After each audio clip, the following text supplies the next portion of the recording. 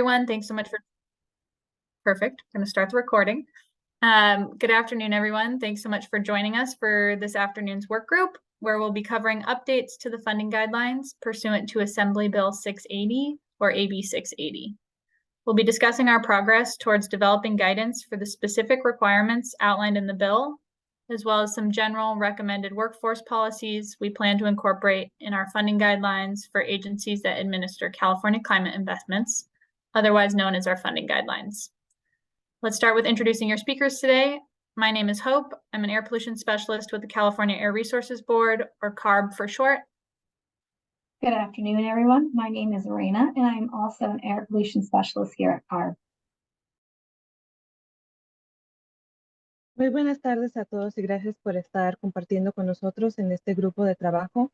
Vamos a estar cubriendo actualizaciones de las directrices de las finanzas de acuerdo al proyecto de asamblea o al AB 680. Vamos a estar discutiendo nuestro progreso acerca del desarrollamiento de la guianza de los requerimientos especificados que están subrayados en el proyecto.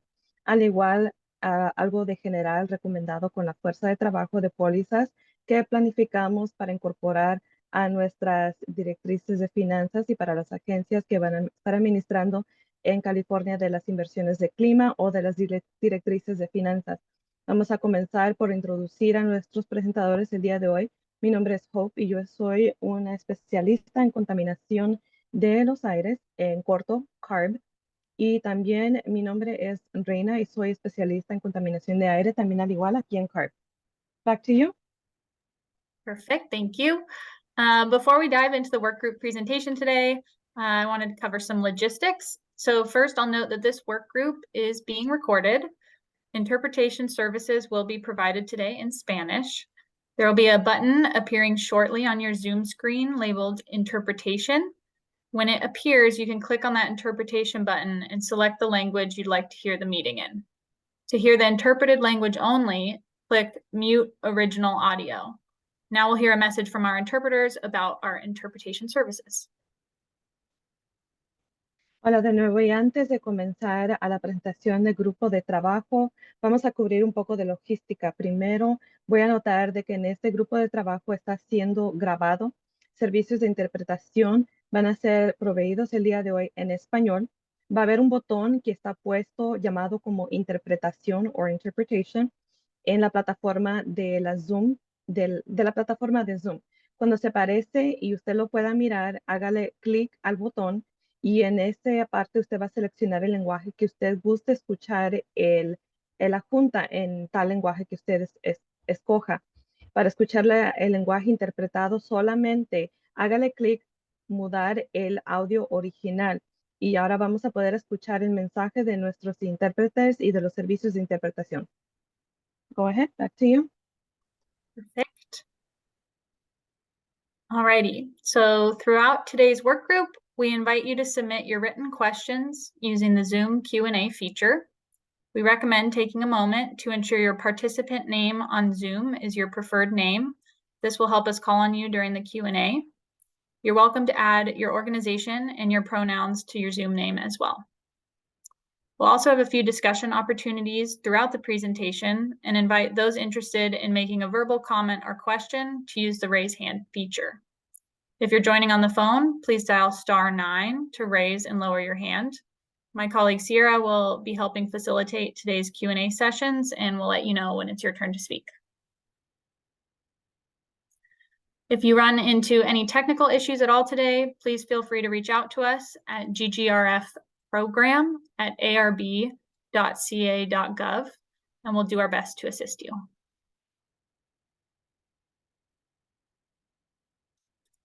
In terms of the agenda for today's work group, we'll start with an overview of the California Climate Investments Program. Then we'll provide some background information on the funding guidelines and the scope of the current update. After that, we'll dive into an overview of AB 680 and our proposed approach to guidance. We'll have opportunities for public feedback throughout this portion of the presentation. We'll also have space at the end of the presentation for any additional comments before wrapping up with next steps.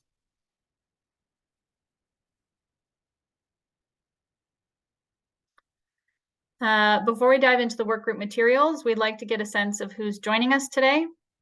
So we invite you to respond to the following poll question. What type of organization do you represent?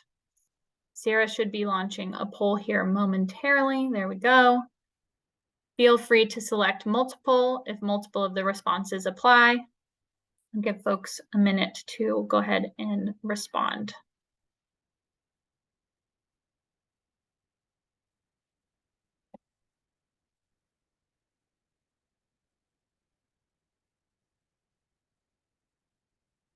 Perfect. Looks like we have about half of the attendees responding so far. Give it another few seconds.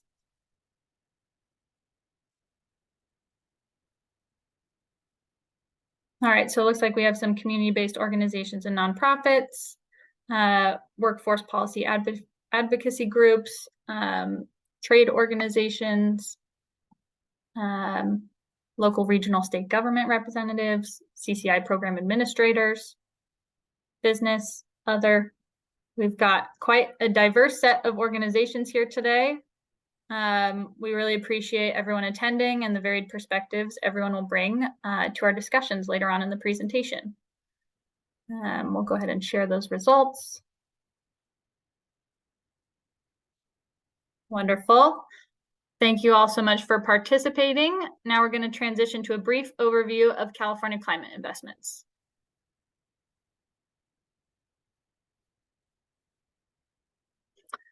So California Climate Investments is a statewide initiative that puts billions of dollars of cap and trade proceeds to work in communities across the state, all with the goal of reducing climate pollution, benefiting disadvantaged communities and low-income communities and households, and providing health and economic benefits. California Climate Investments are funded by cap and trade auction proceeds deposited into the Greenhouse Gas Reduction Fund, or GGRF. These funds are appropriated by the legislature to different agencies who administer programs that facilitate greenhouse gas emission reductions. A collection of state agencies work together to administer programs that provide funding to recipients that result in projects on the ground. Following the Budget Act of 2023, 24 state agencies administer almost 90 different California climate investments programs. These agencies and programs deliver projects across sectors, such as low carbon transportation, waste diversion, natural and working lands, clean energy, affordable housing, and more. All the agencies you see on the screen are directing billions of dollars into our state's transition to a low carbon and more equitable future. Each of these administering agencies specializes in a specific sector or set of project types that align with the agency's focus. CARB is the administrator of the GGRF and plays an important role in overseeing the use of these funds, producing the funding guidelines, collecting information about projects, and providing accountability and transparency by publicly releasing information twice a year on outcomes. CARB administers some of the California Climate Investments programs as well.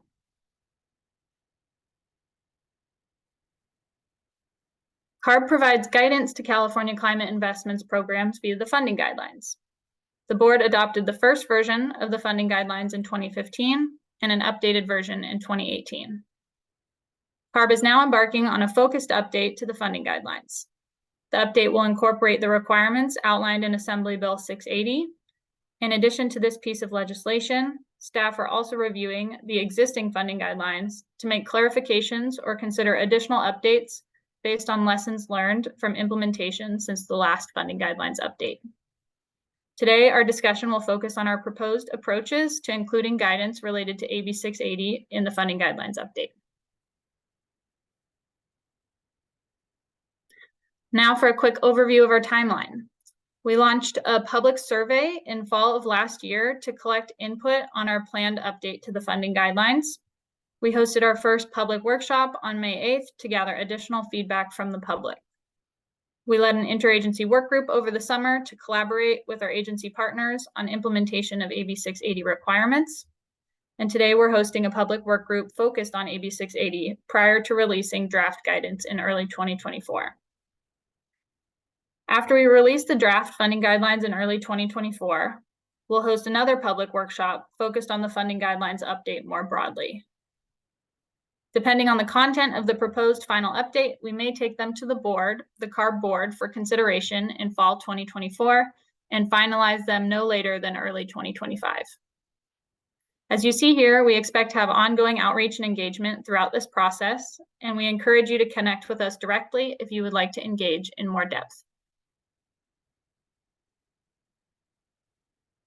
We also wanted to highlight that our discussion today builds on an existing emphasis on workforce policy within California climate investments. The initial legislation that established the GGRF included the priority to foster job creation by promoting greenhouse gas emission reduction projects, and our current funding guidelines include recommended actions that administering agencies can take to accomplish these goals. We require all projects estimate the number of prospective jobs the project will support using our jobs co-benefit modeling tool, and certain projects must additionally report on actual jobs supported. Administering agencies have the opportunity to uplift job quality in their projects beyond the scope of AB 680. We're interested in developing recommended guidance to support high road job creation across the California climate investments portfolio. We also want to learn how to better track jobs information from the California climate investments programs, and if there are tools we can create to better support programs in this work. Much of the California climate investments effort in the workforce development space up until this point has been focused on creating supply-side workforce development programs, which are those that focus on preparing the workforce for changes in the labor market due to climate policy. The goal of this effort is to ensure workforce development in California climate investments also contains robust demand-side standards that support high-quality job creation in programs subject to AB 680. Our goal is to ensure guidance exists for programs that want to integrate proactive workforce policies into their programs as well. Now that we've covered our background material, we're going to dive deeper into each of the update areas. We'll share a few slides providing more detail on the proposed update, pose a few key questions, and then open it up for Q&A and public comment. Since we're covering a large amount of information, we'll pause for discussion periodically throughout the presentation as well. If you'd like to share a comment verbally, please raise your hand in Zoom.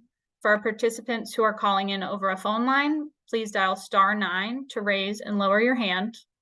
Please also feel free to type your questions into the Q&A box, where we may respond either in writing or answer your questions live. Alrighty, thanks everyone. I'm now going to pass it over to Raina to move into the next portion of the agenda focused on AB 680. Thanks so much, Hope. First, we want to provide a quick background on the historical context for AB 680. The California Workforce Development Board contracted with the University of California's Berkeley Labor Center to produce Putting California on the High Road, a Jobs and Climate Action Plan for 2030, which was released in September of 2020. AB 680 represents initial legislative steps to implement certain demand-side recommendations included in this report through certain California climate investments programs. It directs CARB to work with the California Labor and Workforce Development Agency to update the funding guidelines to include certain labor standards. I will now pass it over to Diane Brown from the California Workforce Development Board for some opening remarks on the importance of this bill in the workforce policy space. Diane, take it away. Thank you, Raina. As Raina said, my name is Diane Brown, and I represent the California Workforce Development Board. The board has been partnering with CARB on implementing the standards put forth in AB 680. I want to thank CARB and all of the partners that have participated over the summer workshops. The participation and feedback are very valuable and extremely helpful. To create an equitable California for all and address the needs of both industry and workers, partnerships between all involved must work together to develop high road solutions for the state's most pressing issues, especially advancing economic recovery and racial equity. Through working together with all partners, government, non-governmental organizations, employers, and workers, we aim to create economically resilient communities by focusing first and foremost on equity and job quality. We recognize to achieve equity, we must have local quality jobs for all, and we cannot build economically resilient communities without addressing environmental concerns. The approach lifts workers hardest hit by discrimination, economic exclusion, and exploitation. Therefore, AB 680 is so important for California and why CARB, the board, and all our partners have been working so hard to incorporate these standards into the GGRF fund guidelines. Once again, I would like to thank everyone who has participated, and especially to CARB for their great partnership on such an important matter. Now back to Raina. Thanks so much, Diane. Let's go over the 6 standards in AB 680.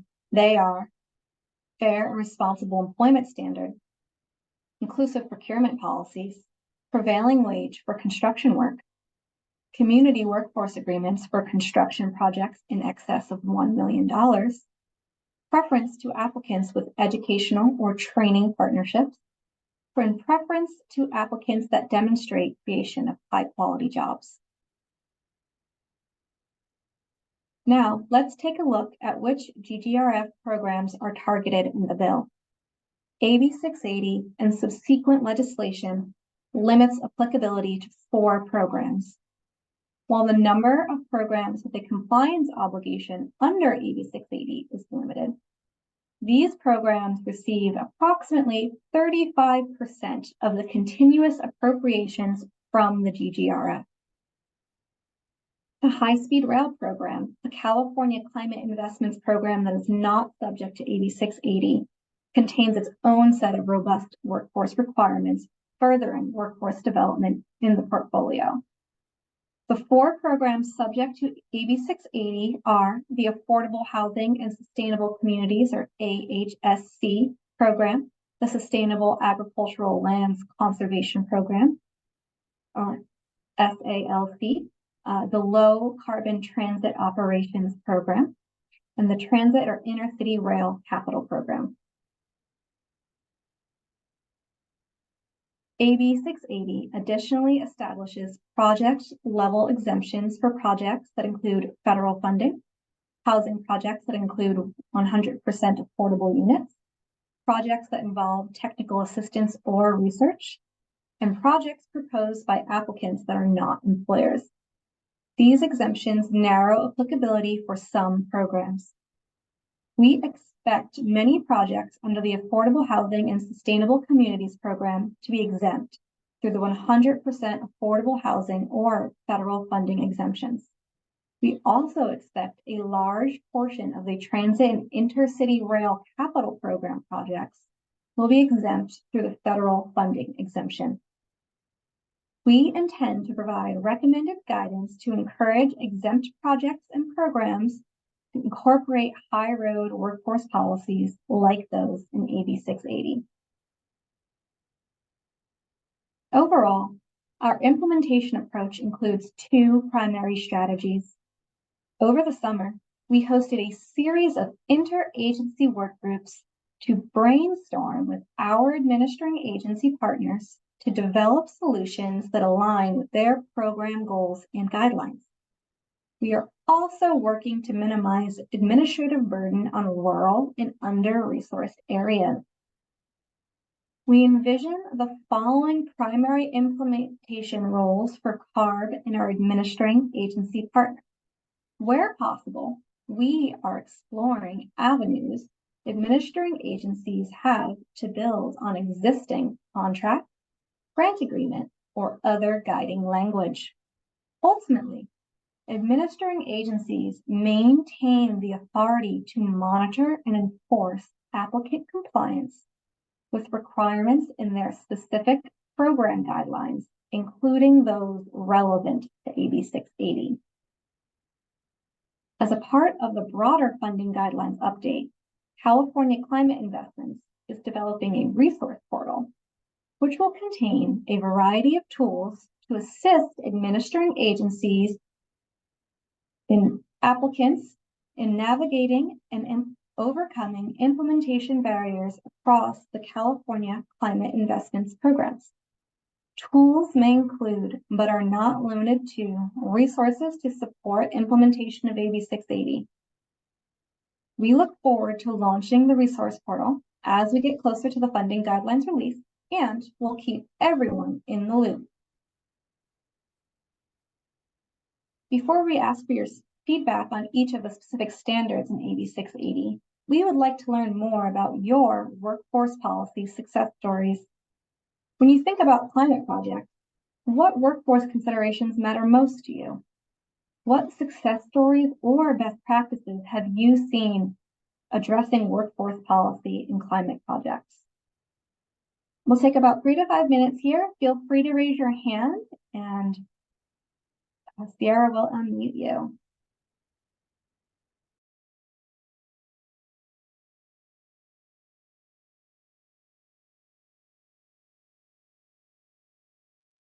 Hello, I'm Mark Roost with Sustainable Energy Inc. and the Silicon Valley Clean Cities Coalition as an advisor.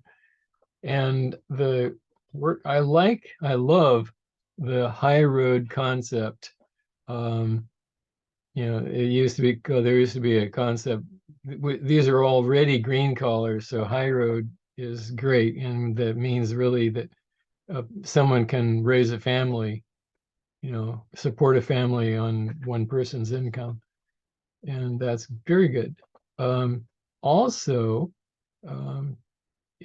I remember in the old days that the way you wanted to find employees was through the Employment Development Department. And I'm not sure if that's still true. So I'm curious about how we can find people, along with community outreach, of course, how we can find people in disadvantaged communities, impacted communities, who have the possibility of gearing themselves up for and being trained in community colleges and high schools and stuff, trained to be able to take on the new jobs that are going to come. And many of those are going to be in converting the existing vehicle fleet rather than just waiting for new vehicles. Wonderful. Thank you so much for your question, Mark. Yeah, that's a great question. We are still working with the Workforce Development Board to see what tools are available to connect prospective employers with employees or folks that might be interested in training programs. So we don't have a response right now, unless Hope, there's anything you'd like to add. Just to add that that's a great comment and suggestion. I think ultimately a goal of AB 680 is to help build this pipeline. So we have the workers being able to find the training programs, and then we have the policy being able to create those pathways. So appreciate the comment. And like Raina said, definitely something we can look into. You might want to check out Fresno State. Perfect. Is it a training program? They have a startup training program that is very active. Cool. Thank you for that suggestion. You're welcome. Appreciate it. I see there's a couple other raised hands. So I think next in line was maybe Laura. Important to have some jobs that pay by the amount of work completed, not by the hour, because some people are just slow at everything they do. They lose one job after another because they have some kind of health issue or handicap or cognitive impairment that slows them down. And no company will hire them because they're slow, because of their productivity, and they end up doing no work at all and just starving to death.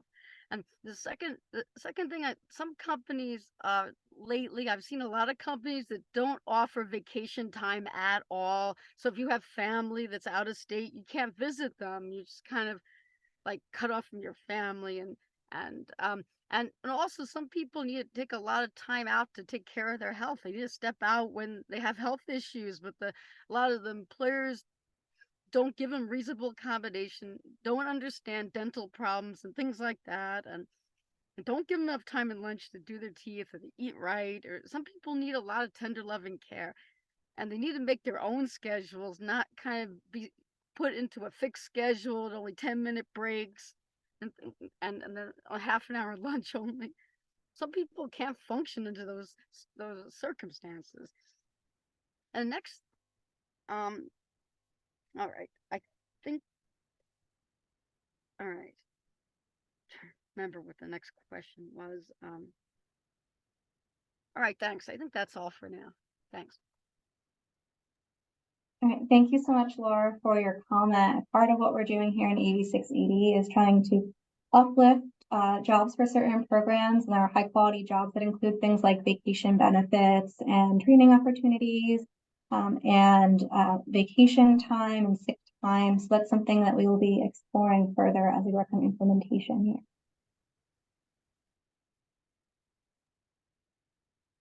I see a couple additional raised hands. So I think Samantha, go ahead.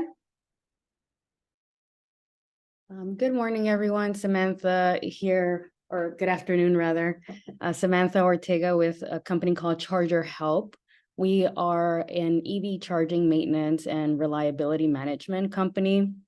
And we currently work with charging companies, utilities, businesses to repair their charging stations, but mostly monitor, inspect, diagnose to ensure that the software and hardware are both repaired and that they represent the uptime correctly. And we are helping address inequities in access to reliable chargers throughout California and really throughout the US. But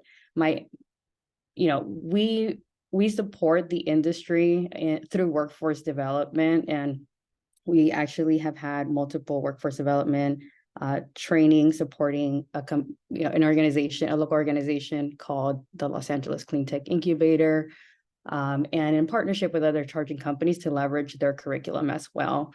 And so we believe that the report mischaracterizes the occupational class and the skill sets required to maintain the charging stations.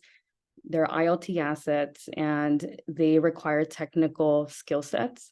And so what we've been doing is, teaching our curriculum. This is between a 3 to 6 week type of training that does not require 3 to 5 years of training. So we believe that this is inequitable to local communities in Los Angeles and throughout the state. And so I do want to offer that SAE International, the Society of Automotive Engineers International, is developing a curriculum and certification for the maintenance of electric vehicle charging stations that will be available soon. And we want to make sure that as you're developing the plan, you limit the barriers, integrating for folks to integrate into this space, folks that are coming from oil and gas, mechanics, folks working in factories. This is a good opportunity to help them transition, and having those requirements or licensing requirements is just not equitable. So I'm happy to answer any additional questions and offer our feedback. Thank you. Wonderful, Samantha. Thank you so much for sharing that information. You're definitely remaining mindful of ensuring a just transition for workers and want to limit barriers as much as possible. We have someone taking notes with all of our comments here, so we will definitely look more into the information and the organization you provided. And we will have an opportunity at the end of the presentation if you'd like to leave your information or anything you'd like to discuss further. I do want to be mindful of our time here. I see we have one more person, Marissa. It looks like she has a hand raised. So Marissa, go ahead and ask your question, and then we'll move on to the next section of the presentation. Oh yeah, thank you. I just wanted to quickly answer the 2 questions that you had on the screen and offer perspectives. I'm Marissa Hagerman speaking for myself today. I just wanted to add that something that CARB may wish to consider for workforce standards is, robust, targeted local hire provisions. That may not be possible for some small scale projects, but thinking about things like high-speed rail, transit projects, rail projects, larger scale infrastructure projects and things of that nature, the targeted local hire can be really key, not only to kind of increasing the, how do I say, making sure that like a diverse set of folks can participate in the new green economy, but also making sure that these infrastructure projects are deeply rooted and seated in the community. Folks that have to live next to these projects will also be, more thoughtful and, better workers as well. And then also just wanted to throw out there that the California legislature will be reauthorizing the cap and trade program, I assume. And with that, there may be, changes in spending priorities for GGRF. So to the extent that we're starting to think about other things like hydrogen or CCS or however, legislature decides to spend, I would just keep those things in mind as well. Wonderful. Thank you so much for your comment, Marissa. AB 680 does include some provisions for targeted hire, and we are looking into ways that we can expand and recommend for projects and programs that are beyond that portfolio. So we really appreciate your input. All right, so thank everybody for sharing. We hope to develop workforce policy approaches and provide resources that elevate job quality for all jobs created through California climate investments. If anyone would like to meet with us to discuss the best practice or any success story or anything further, we will go ahead and provide contact information at the end of the presentation. So we'll now go ahead and move to the next section of the presentation where we will review the AB 680 standards 2 at a time, pausing for discussion in between. All right, our first standard in the bill is the Fair and Responsible Employer Standard. Applicants are required to provide documented compliance with applicable labor laws and labor-related commitments concerning wages, workplace safety, rights to association, assembly, and non-discrimination standards. Many of the elements in this standard are promulgated in existing federal or state law as it relates to workers' rights and workplace safety. The funding guidelines update may recommend strategies that include a responsible employer policy or self-attestation for applicants to meet this requirement. Since administering agencies are responsible for enforcing the terms of their grant agreements and program guidelines, the funding guidelines may suggest avenues for applicant document compliance that agencies may build into their guidelines. AB 680 is not, however, prescriptive about the compliance mechanism. We're currently working with the Department of Industrial Relations, or DIR, to understand the full breadth of labor compliance resources available. Our next standard is inclusive procurement policies. Applicants will need to demonstrate to administering agencies that they have a policy in place to prioritize bids from contractors that create high-quality jobs and or jobs for members of priority populations. The term priority population refers to the state's disadvantaged communities and low-income communities and households as they are described in SB 535 and AB 1550. The inclusive procurement standard presents an opportunity for applicants to build on existing procurement policies in a manner that focuses on uplifting job quality for potential workers from priority populations. Once a funded project reaches the procurement stage, administering agencies should work with awardees to ensure a contractor's hiring process complies with this policy. The funding guidelines may provide guidance on elements to include in these inclusive procurement policies and recommend documentation administering agencies can require in their guidelines to ensure applicants meet the inclusive procurement requirement. Okay, that was a lot of information. So let's go ahead and pause here to explore and discuss these standards a little further. We want to know, what opportunities are there to reinforce fair and responsible employer standards in the funding guidelines update? For example, opportunities may include recommendations for programs in the California Climate Investments portfolio that are not subject to AB 680. What resources can we provide to applicants who need to demonstrate an inclusive procurement policy? What success stories or best practices have you seen related to these standards? We'd like to hear about your experiences with fair and responsible employer standards and inclusive procurement in climate projects. So go ahead and feel free to raise your hand again and we'll unmute you. We'll spend about 3 to 5 minutes on this topic before moving along to the next one.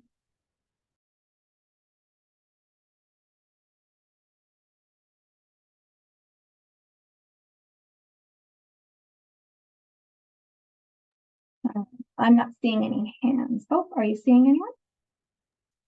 Nope. And just wanted to add that, reinforce what Raina said. We're going to be going through the 2 standards at a time with an opportunity for discussion after each set. So there will be further opportunities for discussion if folks don't have any questions or comments at this point. Yep. We'll just give it another moment or two. If we don't see anyone, then we'll move right along here. Oh, I see Mark has his hand raised.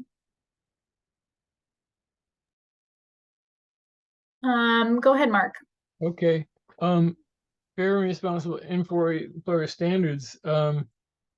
If you know, there are examples in public policy of people like communities, you know, creating monitoring platforms and things like that to actually literally monitor, enforce fair and responsible employer standards. There's also something called the PHAROS, PHAROS initiative. And originally, they're building materials, but originally it was more broadly based. And the idea was that, you know, they would rate a bunch of different characteristics, and those characteristics could vary depending on the industry. But they'd rate these characteristics, including how employees were treated and how other stakeholders were treated, and whether the product was environmentally good and all those kinds of things. And you know, this is something where that could fit in. And I'm just thinking that on another level, I was told that, you know, just in a whole nother story, but it could be in the same platform. I was told that the California Department of Health is prohibited from telling people about what is a good, healthy diet. And they're prohibited because of the food industry. So there could be a wide range of different things that could be resources for people to improve their lives and improve their communities, including whether, you know, monitoring, you know, enforcing fair and responsible employee standards and fair division of wealth. All of these things could be woven together.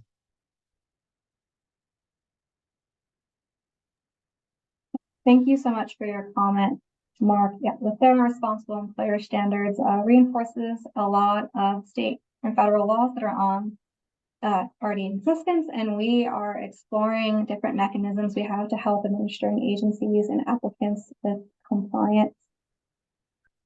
Great. Looks like Sarah also has her hand raised. Sarah, go ahead. Hi, everyone. Hopefully you can hear me. I am Sarah Naiman. I am just an environmental justice scholar and researcher interested in workforce development pieces. And I think one of the elements that I wanted to kind of think about, I think like the enforcement piece of the various employer standards is absolutely critical, right, into making sure that this is rolling down. But I think that oftentimes, in my experience, there is that confusion of like what is actually required or what are the elements that need to be followed or need to be illustrated, and really having that in a clear, concise way as a resource for employers that are interested in doing that. So I think it's just really thinking about the enforcement, the clarity and transparency of information, and really focusing on, you know, the definitions of what does it look like to check that enforcement. Thank you so much, Sarah, for your comments. We're working with our administering agency partners to see what enforcement may look like for them and how we can build that out for individual programs in a way that is reduces the administrative burden and makes it very accessible to our applicants. I'm not seeing any more hands, so we're going to go ahead and move along to the next section. If you have questions or you think of something that you'd like to share related to the fair and responsible employment standards or inclusive procurement, we'll have time for open discussion at the end of the presentation. You can also always pop your questions into the Q&A. Our Q&A team will respond. So I'll now pass the mic over to Hope to go over our next two standards. Perfect. Thanks, Raina. Alrighty, so the next standard in AB 680 is prevailing wage for construction work. Prevailing wage refers to the basic hourly rate paid on a public works project. Public works projects are subject to prevailing wage law and associated apprenticeship requirements independent of AB 680. AB 680 reinforces prevailing wage for construction work completed by certain California climate investments programs that receive continuous GGRF appropriations. The Department of Industrial Relations, or DIR, maintains prevailing wage enforcement authority. CARB is coordinating with DIR and administering agencies to facilitate implementation and enforcement of this standard as it pertains to AB 680. The funding guidelines will advise of DIR's authority and may provide recommended guidance to best implement this requirement. The next standard requires community workforce agreements, or CWAs, for projects greater than $1 million, construction projects greater than $1 million. CWAs are a type of project labor agreement, or PLA, that includes enhanced equity measures. PLAs are legally binding collective bargaining agreements developed in advance of a project, and they often include unions, labor organizations, developers, and government agencies as parties to the agreement. PLAs often include workforce commitments, such as paying prevailing wage requirements and meeting fair and responsible employer standards. CWAs, as defined in AB 680, are PLAs with a targeted hire component. The targeted hire plan for the purposes of AB 680 means a strategy from an applicant to demonstrate how the applicant will create jobs for under-resourced tribal and low-income communities, and how the applicant will ensure access to those jobs. Local governments may have existing CWAs in place for work taking place in a respective region. Any existing CWA will need to meet the associated requirements in AB 680 if an applicant intends to rely on the existing CWA to fulfill this requirement. If an existing CWA does not meet the AB 680 standard, then the applicant may enter into a side letter with the relevant parties to close the gaps and ensure the CWA is compliant with AB 680 for any work associated with the project. We'll continue to meet with interested parties to best support implementation of this requirement and may have additional resources available on our upcoming resource portal. So now we're going to pause again to give everyone the opportunity to provide feedback on these two construction-specific standards. We have a few additional questions to prompt the conversation. So what resources can we provide to applicants who must comply with prevailing wage requirements? What resources can we provide to applicants who need to create a community workforce agreement? And what success stories or best practices have you seen related to workforce policy in the construction industry? We're particularly interested in your thoughts on prevailing wage and community workforce agreements. So I'll pause there, give folks a minute to process those questions. And then if anyone has anything to add, go ahead and raise your hand. And I do want to note, we're going to try and stick to, again, a 5-minute Q&A period for this section again, and then we'll have an open discussion at the end. So if we don't get to everyone during this conversation, we'll have some more time at the end of the presentation.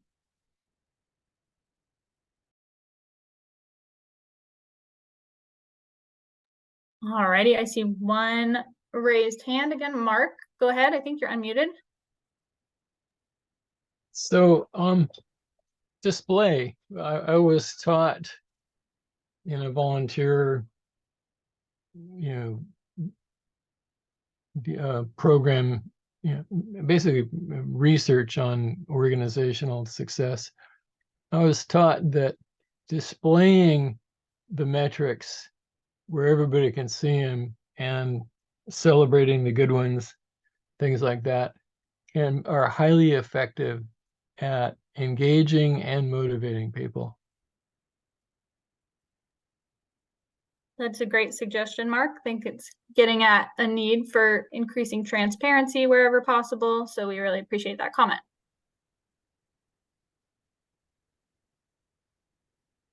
Give it a few more seconds in case anyone else has any thoughts related to these questions.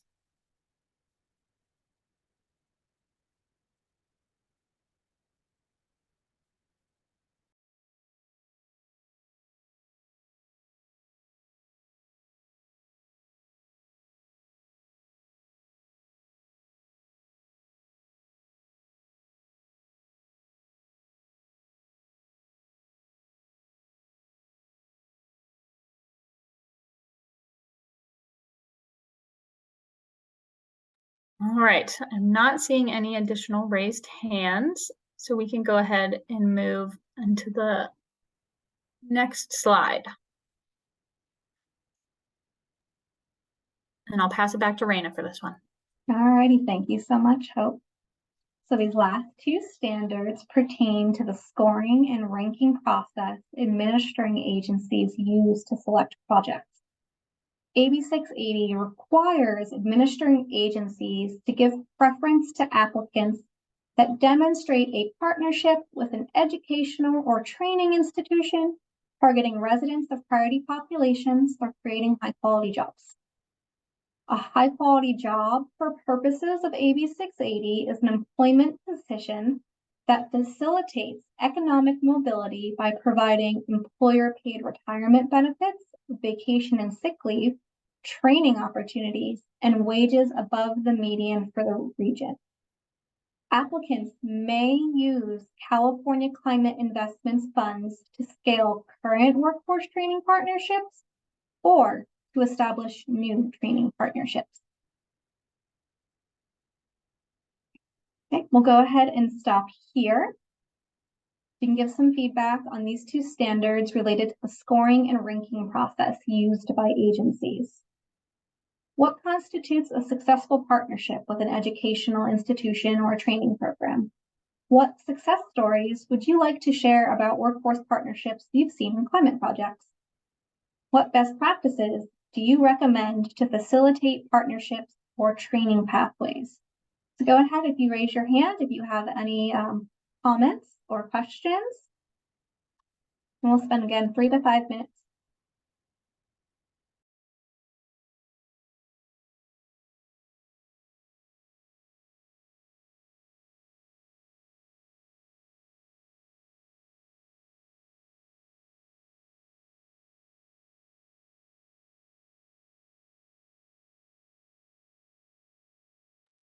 Samantha, I see your hands raised.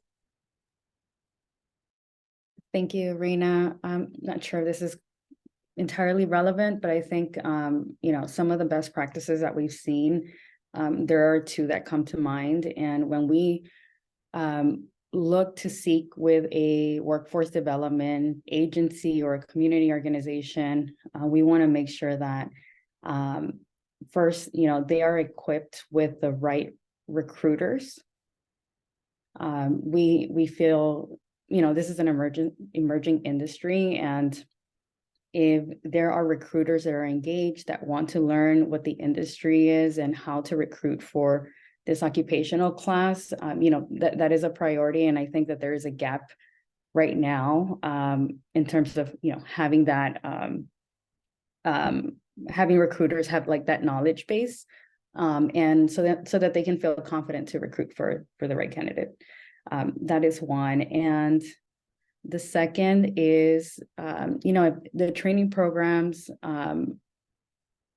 they should pay applicants or students to, or should incentivize, I should say, students to participate in these programs.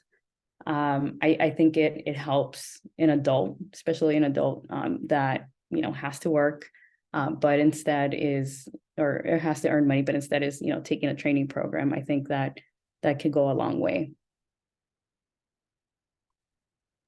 Yeah, thank you so much, Samantha, for your comment. I'm hearing that there's a gap, and with recruiters that have the knowledge and just are available to connect potential interested individuals from communities with programs, and that for individuals that are maybe transitioning their career, paid training programs might be an avenue to increase access to them, or they lose wages for taking the training program.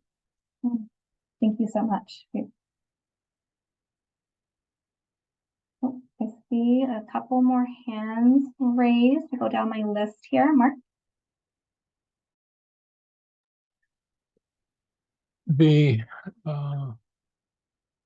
Oh shoot, let me just read this first. I've been told that Oakland communities place a high priority on training existing mechanics to do the conversions and maintenance so they don't lose their incomes as we decarbonize. They can also be trainers of new people. The numbers can be based on projected demand as declared by conversion kit sellers.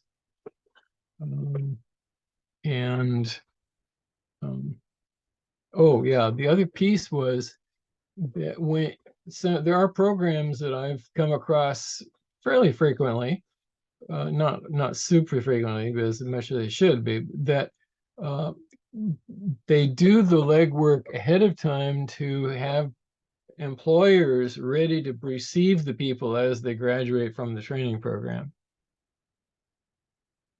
Guaranteed or near guaranteed job placement is what it really boils down to. Yeah, thank you so much for oh, go ahead. That's it. Okay.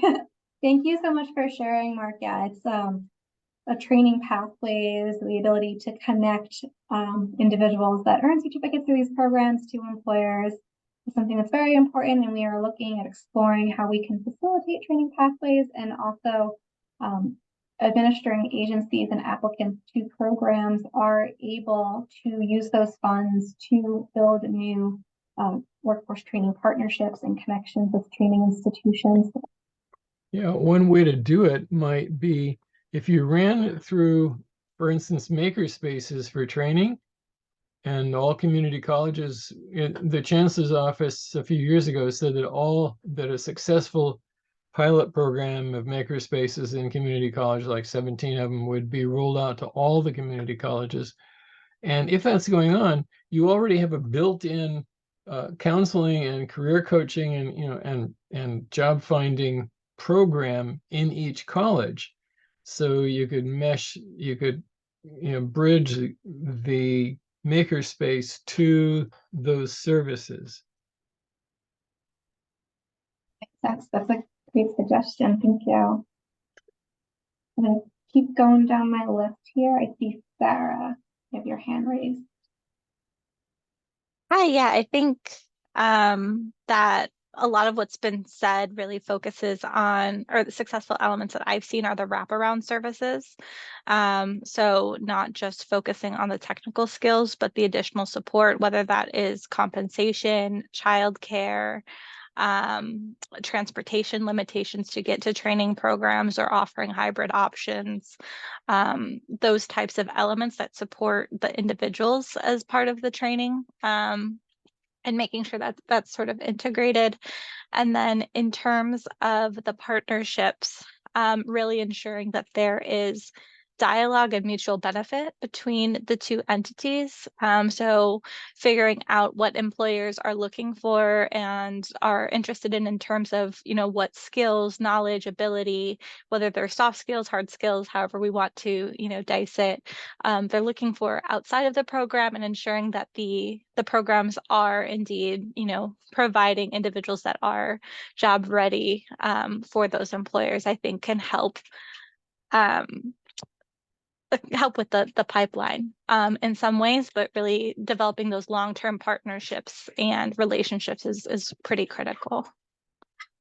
Thank you so much, Sarah, for sharing. I'm hearing that wraparound services can be very important to individuals to get access, and that's something we're working with our partners over at the Workforce Development Board to see what resources are out there and connectivities we can make. And I'm also hearing the importance of training programs, providing not just a certificate, but all the skills, knowledge, and abilities that an individual would need to be successful seeking employment using emerging fields. Thank you so much. I see Ryan with his hand raised. Hello, good afternoon. Ryan Lowe. I'm with AC Transit, a public transit agency in the San Francisco East Bay. I guess my question is, it sounds like maybe I'm misunderstanding this, but that these are requirements sort of based around projects that might have an ancillary workforce development component. And we're actually in the process of creating this zero emission bus university. It's a workforce development training program that we're planning to essentially provide resources and training to the industry at large. And one of the components that we would like to develop is the curriculum portion. We have all the sort of capital funding, but does CARB have something related to that in terms of funding? I know that that's not exactly what we're covering today, but just thought I would ask the question. Yeah, Ryan, thank you so much for your question. So as you said, that would not be within the scope of AB 680 implementation, but that is something we'll have an opportunity for you to leave your information and your questions at the end of our presentation, and we can go back to our CARB coworkers and colleagues and see if we might be able to connect you with something, get you more information on that topic. Great, thanks.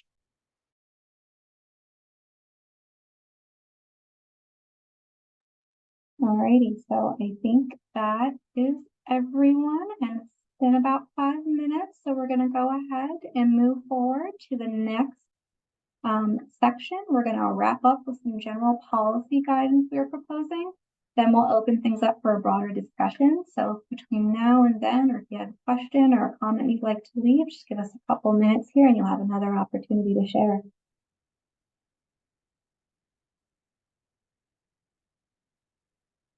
We are thinking through ways to scale high road workforce policies, such as those featured in AB 680 throughout the California Climate Investments portfolio. We are exploring ways to support programs interested in expanding their existing workforce policies. Our goal is to provide resources for all administering agencies to build capacity in the workforce space. One of the avenues we intend to use to disseminate resources is California Climate Investments Resource Portal, which is currently in development. The resource portal will serve as an information hub to assist administering agencies, applicants, community members, and any other interested parties in learning more about implementation strategies that may support the goals of a California Climate Investments project. Once launched, the resource portal may contain templates, guidance, and links to external resources that could assist administering agencies and applicants to those programs in implementing AB 680 and expanding current workforce policies more broadly. I'll now pass things back over to Hope to lead us through our discussion. Perfect. Thanks, Raina. So now that we've discussed each of the AB 680 standards and some policy approaches, we'd like to open the floor to discuss your thoughts more generally. On the next slide, we have a number of questions to help facilitate the conversation. And as we've been doing, please raise your hand to share. So here are our questions. What resources can we provide to applicants to best support them in complying with these workforce requirements? What workforce policies should we focus on recommending across the portfolio? What barriers may applicants with limited capacity encounter when implementing workforce standards? And what resources can we provide to minimize burden on applicants? So I'll pause here. We have some additional time. If there's anything we've covered so far that folks would like to go back to as well, we can do that now as well. I see a couple hands raised, and I think these are new hands, but if you've already answered, then let me know. But Sarah, go ahead.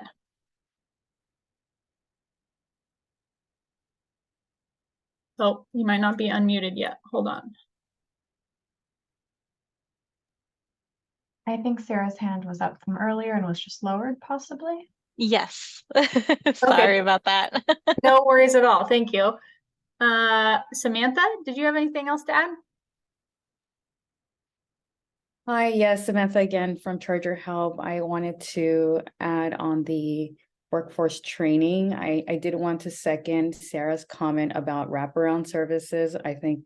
We think that this is the best approach when we're looking to partner with community colleges, since community colleges require a little bit more lengthier of a program. We want to make sure that students can be compensated in that way. I think a second best practice for us that we've seen with our partners is that EVSE maintenance would be one out of multiple different pathways that students can choose from, and they have the flexibility to take our course or take someone else's course to see whether they like being a field maintenance technician or if they want to do something else in decarbonization. So I think providing those like multiple pathways for that one student can help them, have a successful career. Perfect. Thanks, Samantha. So hearing the reinforcement of supportive services and how important that is, definitely agree there. And we appreciate the comment. And then also flexibility for students in training programs, making sure there's multiple career pathways that are available to them and allowing them to explore and figure out what might suit them best. So really appreciate the comments on those two topics.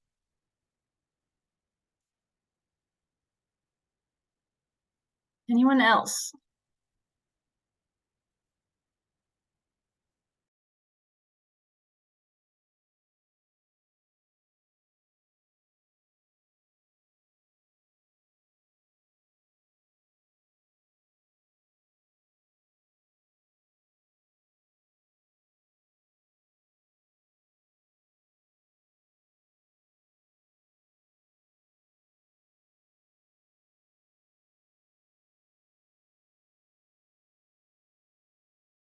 I know we covered a lot of information, so I am just giving extra long pauses in case folks need time to process everything and something comes to mind. Oh, perfect. Jennifer, go ahead.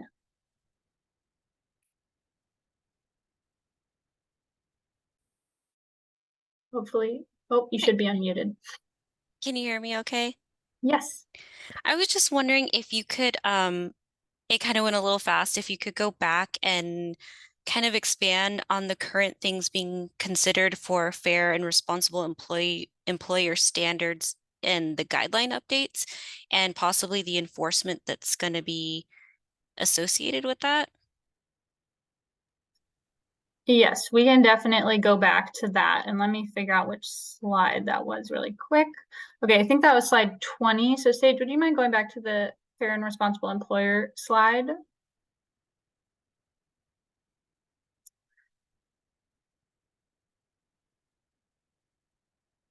Almost there. Perfect. Okay, so just to clarify that in AB 680, for the programs subject to AB 680, they will have to, the programs and projects subject to AB 680, applicants will have to document compliance with applicable labor laws and labor-related commitments, and this is related to wages, workplace safety, rights to association and assembly, and non-discrimination standards. So those are the four items listed in Assembly Bill 680. And then what was your follow-up question on that? Hopefully that answered the first part. I guess maybe some ways that that can be enforced. You say that they're going to have to document compliance, like in I guess in what avenues will CARB how will that be enforced as far as even like accounting for those documents submitted? Yeah, that's a great question. So the enforcement authority the administering agencies will be actually implementing these requirements. And so CARB will be providing supportive guidance and assistance and working with the programs one-on-one to figure out what the best enforcement mechanisms might look like. In certain cases, it might be turning to existing enforcement authority for certain labor laws. But we're definitely exploring ways to support our administering agencies in this enforcement aspect, because we know that's a very critical part of actually realizing the benefits of documenting compliance with these labor laws. Does that hopefully answer your question? Yes, it does. Thank you. Okay, perfect. Jason, go ahead.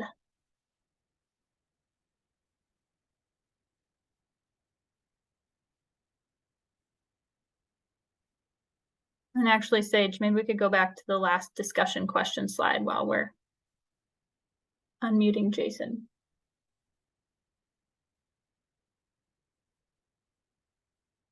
I didn't have my hand raised, but I don't know why. Oh, Sorry about okay, that. no worries at all.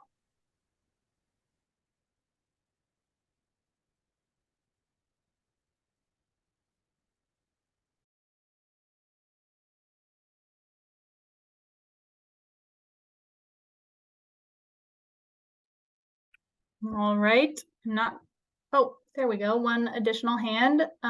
Vince, we're unmuting you. You should be able to go ahead and ask your question.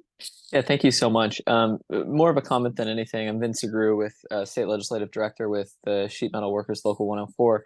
I think when it comes to resources that can provide to applicants, I think stressing the importance of including the requirements in any bid docs is really helpful. So when agencies are putting out any sort of project around this or divvying out money, making sure that it goes all the way down, to the bid docs so that it's very clear. And I think as a result, you'll have a lot of high road employers bidding to be on this project or, series of projects. So I just wanted to stress that getting it all the way down to that granular level is super helpful. Wonderful. That is a great suggestion, Vince. Definitely taking that down in our notes. So thank you. Thank you.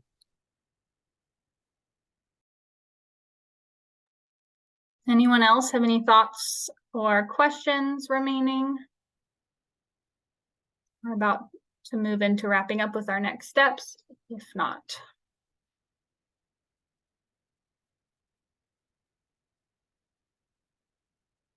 Oh, Mark, I see that you just raised your hand. Did you have something to add?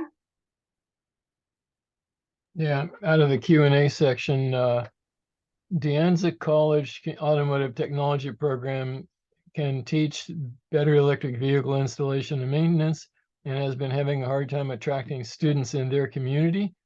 A wraparound services approach could include outreach to other communities where there are more lower income people who would consider this an attractive career. Okay, great. Thank you for that comment, Mark. Taking that one down as well. Appreciate the suggestion. Something we can definitely look into.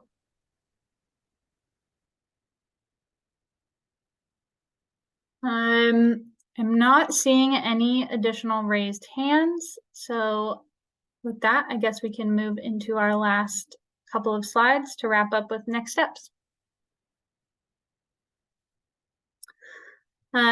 So this fall and winter, we'll be continuing to work on our draft funding guidelines update, which will include AB 680 and other updates. The draft will be available for review and public comment in early 2024. We'll then be hosting a public workshop to solicit feedback on the draft funding guidelines in spring of 2024 and intend to publish the final funding guidelines towards the end of 2024 or the beginning of 2025.